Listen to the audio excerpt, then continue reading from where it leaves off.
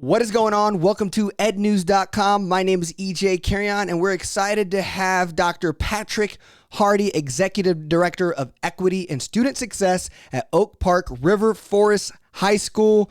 Welcome to the show. How are you doing today? Doing very well. Doing very well. Thanks for having me. I appreciate being here. Yeah, absolutely. So tell us how school has currently started, and what is it looking like for you guys starting the new school Oh, year? man, COVID. That's how school is starting. It is sucking up every ounce of energy we have. It is the topic in every meeting. You know, our goal is to, quite frankly, stay out of the politics because COVID has become political. And that's not our goal. Our goal is to ensure that we just want our students to be welcome here. We want them to be safe. We want to know how we can support them. We want the faculty to feel the same. And the downside of that very good notion is that's taken up a lot of energy and time. But we are in the building. We are masked up and got some pretty good vaccination rates for folks. And that helps us to be able to stay here. So we're doing okay. Yeah, and something that, I think that's common across the interviews that we have is COVID's, sucking up all the energy right now. Yeah. And it's weird because we're also in that this fine opportunity where the American Rescue Plan and the largest investment in our lifetime in public education is happening right now. COVID opened the door to 2030 and showed us where we might need to tweak. And it also increased more competition we're no longer talking about charter schools and private schools. We're talking about parents saying, hey, maybe we can do this our way. And so how do you find space to also build and design equitable schools that meet the moment? Yeah, another thing that COVID did was it unveiled and exacerbated the systemic changes we already knew existed. We've been studying in education the impact of what people are up in arms about, learning loss. Well, we've known since 1906 that the interruption in learning, because we're on an agrarian calendar, poses problems. And we've known that that's true across races and across economic strata. And so we've known that for a time. We haven't solved it. Well, COVID exacerbated that to some extent across the nation. And there was some really great, lessons learned from that. Where we are trying to find spaces, how do we embed those lessons learned from an organizational standpoint first?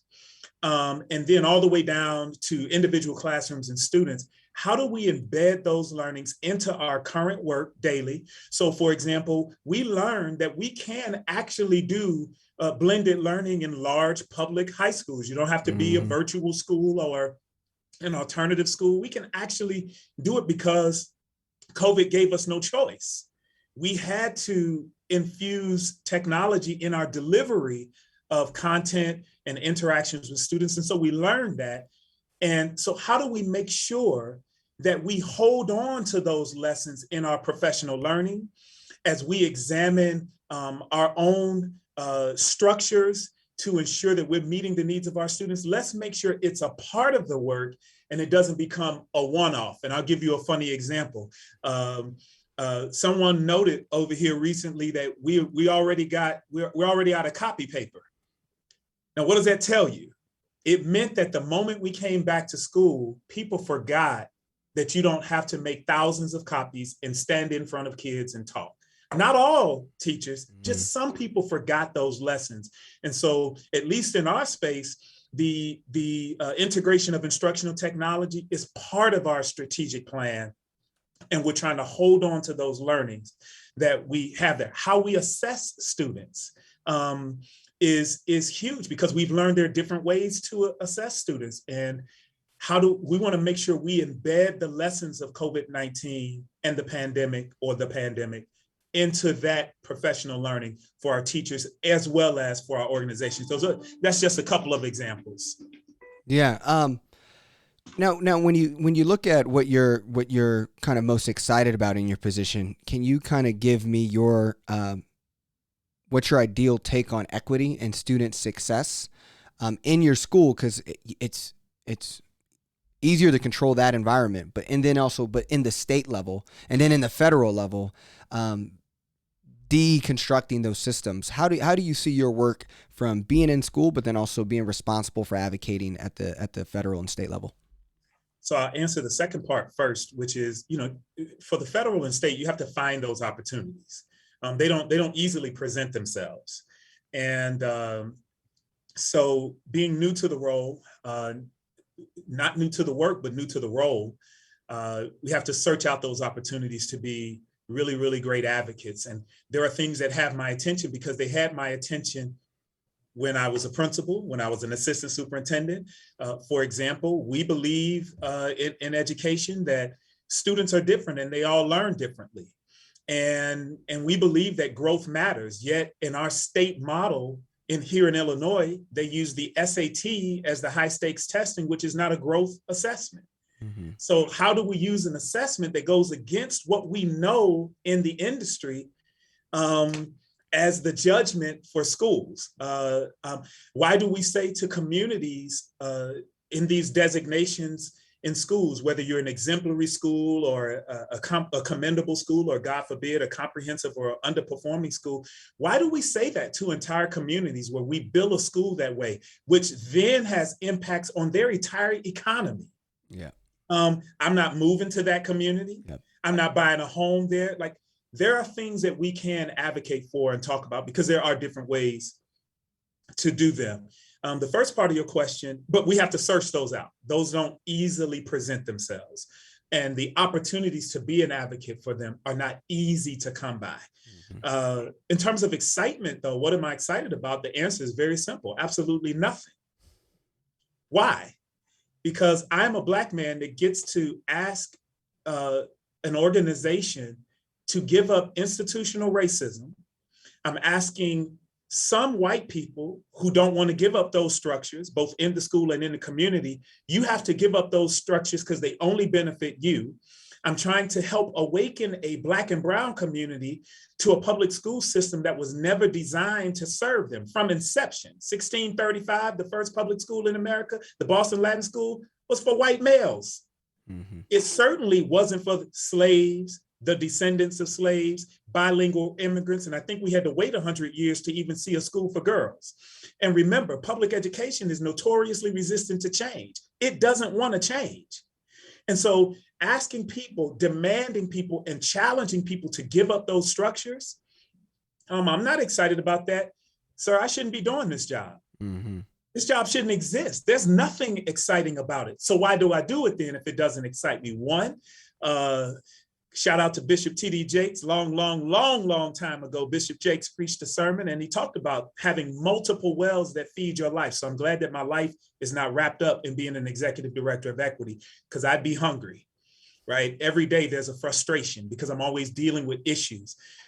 But the reason I do the work is because we have to do the work. Whether we're excited about it or not, we have to do the work. So I'm excited to be able to make a contribution. I'm excited at the potential to have influence. I'm excited about the potential to have an impact on generations to come. The work itself, though, everybody listening knows we shouldn't even be talking about this. Yeah. What is your take on if you look at kind of homeschooling is at its highest, kind of families doing homeschooling, saw like 11%.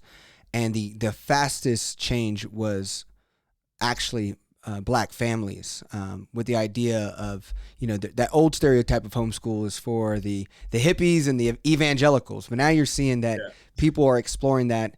And a lot of parents are saying that's not because of the pandemic. That's also because of what happened at George Floyd. And then, wanting to maybe feel liberated from the systems that you're talking about. How do you communicate to those families and showing your public school is still, the right option? Yeah, I would not say to a family it's the right option in the way that you framed that, right? Yeah. And I know no one means any harm or anything like that. But what we want to say is public schooling is still a viable option. Mm. It's still a viable. People have the right to homeschool, send their kids to parochial, private. That just depends on what your family stats, your beliefs are, your private family beliefs and ethics. But it also has to do with your wherewithal. Mm-hmm. Do you have the means to do homeschooling, the means and the wherewithal to navigate those systems? So kudos to Black families that more of us are able to do that. Our advocacy is that public schools are still a viable option. I send my kids to public schools. I got a senior in high school right now who I'm really proud of. And then we want to tell people why, right? We want to tell people why it's a public school. A lot of homeschool families, you still want your kids to play sports at my public school.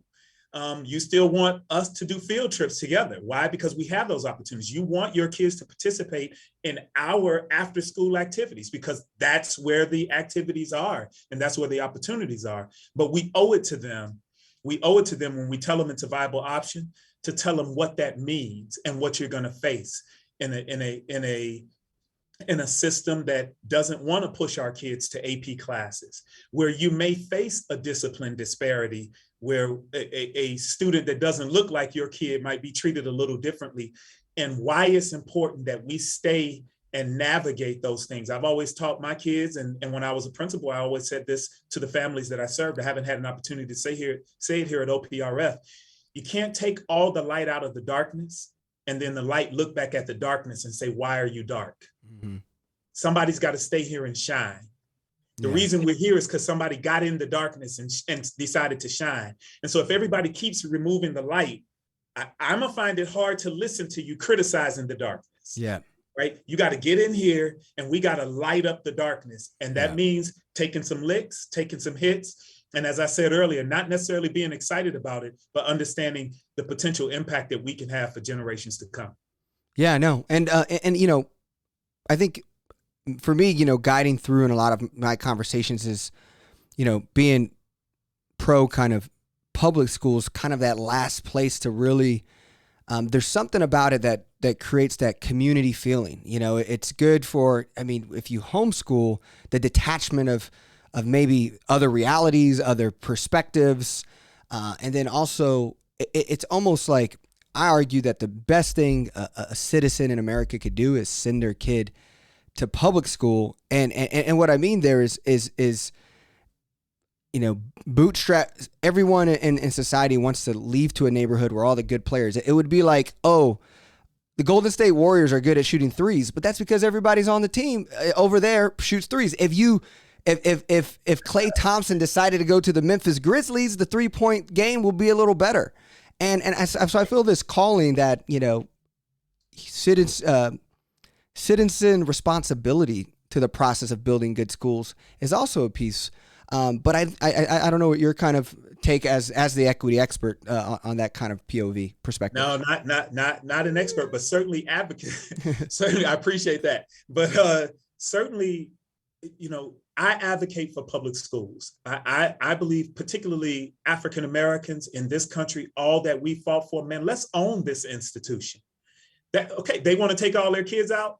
Go right ahead. Like let's own this thing.